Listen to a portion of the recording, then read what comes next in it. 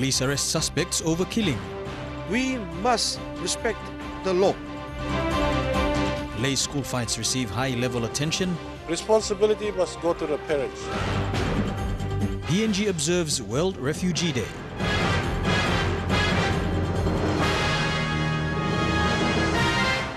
This is National EMTV News with Mary Batulo. Good evening. Thanks for joining us. This is Saturday's news. 2 suspects have been apprehended by police, whilst 2 others are still to make themselves available for questioning in relation to the death of a Pangia man in a state of origin and alcohol-related killing at Morata this week. Police say the deceased went to a tucker shop belonging to an Engen in the early hours of Thursday morning and encountered a physical confrontation with youths from Goroka. A man from Wabeg is also believed to be involved. Police told MTV News that the deceased was chased by the group of youths to his yard where the murder took place. The situation in one of the most notoriously feared suburbs in Port Moresby escalated following the tragic killing, with relatives of the deceased retaliating by burning down 10 houses and a bus belonging to people from Enga and Goroka. This incident that me been come up Wednesday night, I say me no sleep, house blow me, na church blow me, and me start long. When I'm a fight and me start long and me at me sleep blow tit blow fight. So all man blow me na all brother blow me, only sleep na me stop he go too light 5 o'clock in the morning. Police personnel were instructed to patrol the area on Thursday and Friday to contain the situation and maintain peace in the community. Metropolitan Superintendent Andy Bauer told MTV News that 4 suspects have been identified in relation to the death. One of the suspects from Goroka was handed over to the police by the Engen community yesterday morning and is currently being detained in the Boroko police cells. Bauer and several police officers entered Morata yesterday afternoon to meet with leaders from both factions who promised to surrender the other 3 suspects. However, only 1 suspect was handed over to the police after much persuasion from Bauer and team. A large crowd gathered at an open area to discuss the issue with police, which locals have admitted to have eventuated from alcohol consumption despite a liquor ban imposed in all settlements and residential areas. And so I want to appeal to people out here in Port Moresby, especially in the settlement areas where alcohol has been banned, that we must respect the law. Law is here for everybody. And if it's a ban, we must respect it. I appeal to every citizen. Take ownership of this. The people of Wailai have now learned that being ignorant has resulted in one of their own sons being killed due to alcohol related. Community leaders then put out a prevention order on any further problems relating to the issue, warning that any person reigniting tension will be dealt with by law enforcers. The Metropolitan Superintendent came to an agreement with community leaders to return next week and mediate on the issue, but at the same time instructed community leaders to be responsible and hand over the 2 remaining suspects before the mediation. With the apprehension of suspects, Bauer said the Pangia community has agreed to let police deal with the situation. They're not to cause any more problems. They're not to take law into their own hands, and that is exactly what I said to both sides. So they have understood the issues. The Pangians have actually agreed to the fact that that suspect was handed to the police today, and they would move back to the house cry and maintain the presence over there until next week. Vanessa Knight, National EMTV News. Lay student fights resulting in killings over the last 3 years is receiving more high-level attention. Lay MP Lujaya Koza says the new Lay City Authority will fund programs to empower youth and gradually bring them away from fighting. Bethany Harriman reports. Another member of parliament has responded to the killing of a Malahang student on Wednesday, this time Lay MP Lujaya Koza. The interim chairperson of the much-debated Lay City Authority says the authority will fund programs to empower youths to walk the right path and make better choices. And engaging our students in the schools in this after-hours extracurricular activity, and it will be from financial literacy training we want to bring down for the students, so that they have financial hubs, so that the students also are able to become economically empowered after they leave school. Kuza's approach to the student killings comes as the Morobe Governor Kelinaru announced tougher measures to be taken by the Provincial Education Board on students involved. Mipla chargimol, police recording munchalong OB, and then only go back to school na all kisim voluntary transfer. This is Sumatin. Never to come back to Bugandi again. In the case of Bugandi, Malang now looking me by same. But if it results in murder, obviously that's a criminal case. Both Morobian members of parliament speak after the grade 10 student from the technical high school was killed. They want to partner in the development of this country when they grow big. So give opportunity to every child that goes to the school system. So responsibility must go to the parents. Parents, all power mama, you take responsibility of your children's actions. The killing came 3 days after Education Minister Nick Kuman in an interview said school boards, principals and parents needed to take more decisive actions on the children. There has been 4 student killings in the last 3 years. 2013, 2 Bugandi students shot and killed by a policeman. 2014, another Bugandi student, the son of a pastor, stabbed and killed in Eriku. This year, a Malahang student chased out of the school's premises and beaten. He later died of his injuries at hospital on Wednesday. Now, the politicians can talk, but the real issue comes to the parents and how they set the foundations for their children to become good people in society. Bethany Harriman, National EMTV News, Leh.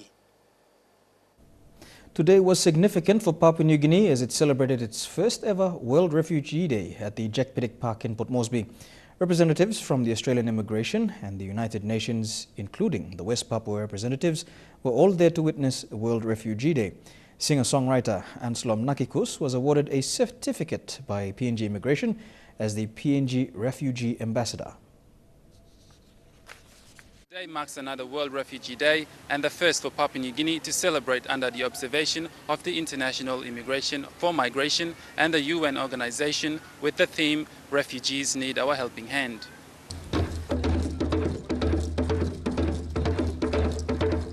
Many who attended the World Refugee Day described it as a very special occasion for all Papua New Guineans and a time to take the opportunity to pay tribute to honor the strengths and resilience of all refugees in the country as well as those around the world. Community leader for West Papua Refugee praised the work of Papua New Guinea government for their helping hand towards refugees in the country, including the assistance provided by the UN organizations. I came in 1970. And I lived in 2 refugee camps on Yako camp and for 3 months, and then the remaining months of that year I moved to Manus Island. And in 1971 I left Manus to take up a job with Papua New Guinea Tourist Board. Representative from the Australian Immigration and High Com expressed similar concerns regarding refugees, not just in Papua New Guinea, but around the world. Today, many refugees are seen and need our helping hand as they have experienced a lot through conflicts, prosecution and many other forms of violence. And the Australian government remains committed to our humanitarian program and working cooperatively with our international partners as we work together to resolve the refugee situations that we can around the world. Singer-songwriter and international recording artist Anslom Nakikus is the first Papua New Guinean to volunteer to show his respects to the refugee community as the first Papua New Guinea Refugee Ambassador for PNG. Godwin Eki, National EMTV News.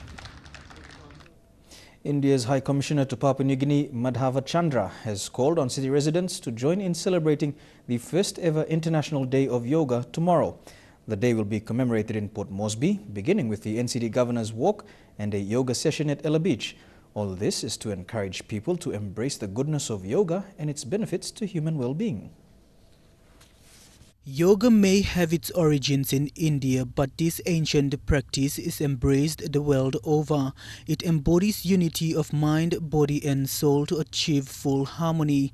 Tremendous change to lifestyle, to mindset, to behaviors, And when these things begin to be affected and change, we will create this harmony and this unity and peace that we are all longing for. Fazila Bazari teaches yoga to interested individuals around the world and in Papua New Guinea. Yesterday, prominent women, including the wife of Prime Minister Linda Babao, joined her in one of her sessions. Fazila says in dealing with the pressures of everyday life, practicing yoga allows an individual to appreciate life in its fullness, which contributes to good health and well-being. A program of youth empowerment and transformation with CPL Group in 2012. So our aim is to use yoga as a tool to bring about behavior change and social change amongst the young people in Papua New Guinea. The United Nations has recognized the importance of yoga and has declared June 21st as the International Day of Yoga. The day will be celebrated in Port Moresby with various activities, and all are welcome to attend. When the Secretary General of the United Nations, Mr. Ban Ki-moon, came to know about that 21st June is going to be observed as the International Day of Yoga, the comment that he made was that yoga in its broadest perspective is compatible with the Charter of the United Nations, and he wished the International Day of Yoga every success. So in that perspective, I would request all the residents of PNG who are listening to us today to please come to the Ila Beach, and at the International Education Agency school grounds we are going to have a yoga demonstration followed with other activities. So please come and join us in largest number. Mickey Cavera, National MTV News. You're watching National MTV News. We'll have more when we return.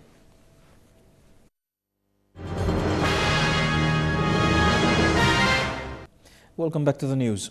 While some have praised the work of Global Construction in fixing the Sogeri Road, many have complained about the cheap labor hired and bad bridge conditions. Sogeri residents say one of the main problems is the main bridge that connects the small town of Sogeri. The Rona 2 bridge has deteriorated each day, making it difficult for locals. The locals are asking the contractor, Global Construction, to start working on fixing the bridge immediately. Residents blame the heavy trucks carrying cements, gravels, rocks and other heavy machinery to and from every day for the deterioration. They say the Rona 2 bridge is the only bridge that locals have to go across in the bus to and from for their daily activities, and is also the bridge that's connected to the Variorata National Park that caters for tourists and visitors. Recently, many of the locals are facing difficulties, having to wait for hours, trying to help others whose trucks and vehicles have been bogged or trapped under the timbers of the bridge.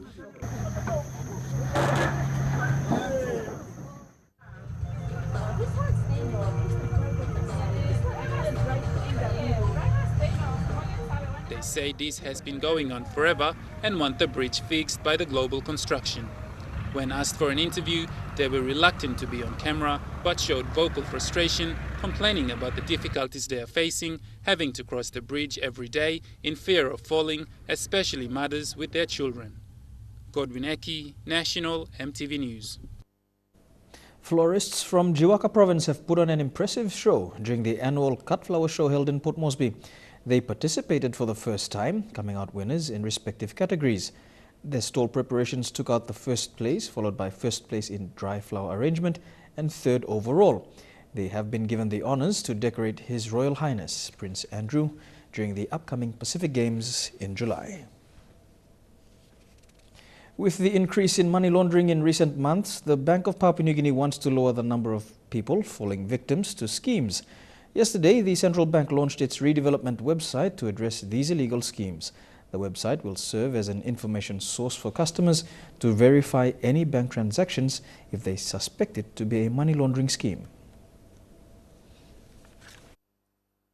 The website that can be accessed through www.bankpng.gov.pg was created as a medium for information sharing to warn and aware bankers on the illegal money schemes.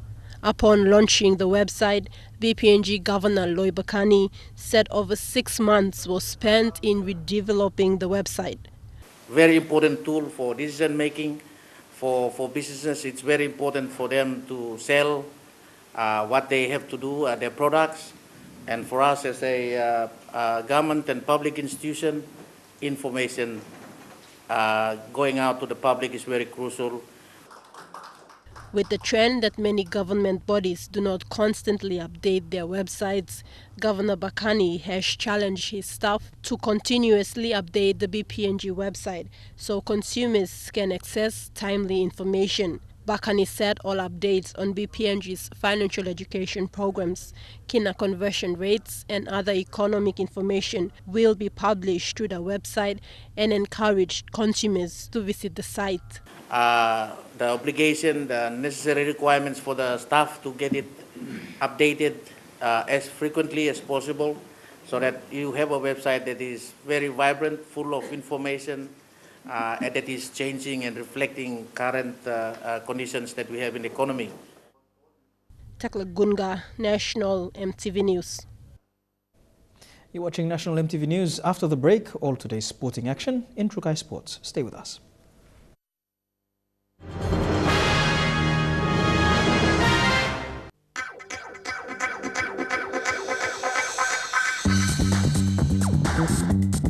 Trukai Sports.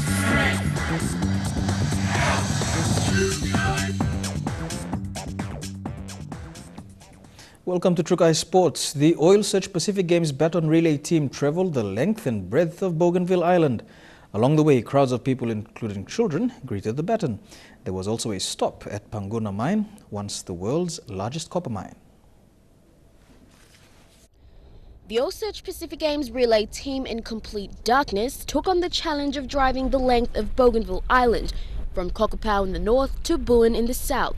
The convoy of 9 vehicles saw the sun rise as it arrived at the first stop at the oldest boarding school on the island, St. Mary's Asitavi High School. The students braved the rain as they continued the relay, finishing with a song for the relay team. Brief visits to Wakanai, where a cultural group met the baton, which was passed on to the school kids, district office and the local soccer team.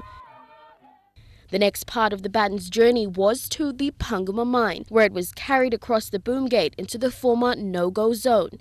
The Dapara school welcomed the baton next and ran a relay through the old township and remnant of the crisis. Tura also making an appearance, much to the delight of the kids. After speeches, the team was then treated to a tour of the old Panguma mine pit. The drive then continued south along a road of pebbles and over 20 rivers before reaching the township of Buin on PNG's far eastern border. The Buin Secondary School put on an incredible welcome for the baton as it was carried on a large people carrier with over 50 kids taking the load, others playing music and stepping to the beat. The afternoon continued with more sing-sings as part of the celebration. The day concluded with a relay around the township of Buin, watched on by the community. The Oil Search Pacific Games relay continues. That's all we have for Trukai Sports tonight. The weather details up next. Trukai Sports.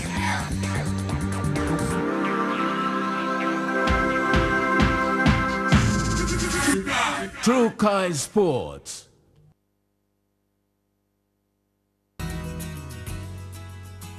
Taking a look at the weather forecast for tonight and tomorrow in the southern region, all centers mostly fine. And that has been the news, sports and weather for today from all of us here. Thanks for your company. Bye for now.